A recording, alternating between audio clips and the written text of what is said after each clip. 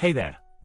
Today we're going to address a common problem that many developers face while working with Livewire 3.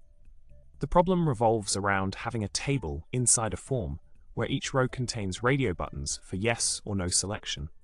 The challenge is to fetch and store detailed information like ID and name when submitting the form. Now, let's dive into the solution. To tackle this issue, we can start by converting the collection data to an array using the code snippet. This user equals user get to array. This will allow us to iterate through the user array and bind the model with input fields in the blade file. In the next step of the solution, we can use a Foreach loop to iterate over the user array. Within this loop, we can create input fields for each row of the table, binding them to the respective data using wire model.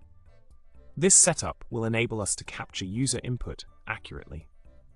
Continuing with the solution, we can implement the save method in the controller. Within this method, we can iterate through the user array once again and save the data to the database. By using the data create method with the extracted values, we can efficiently store the information submitted by the user.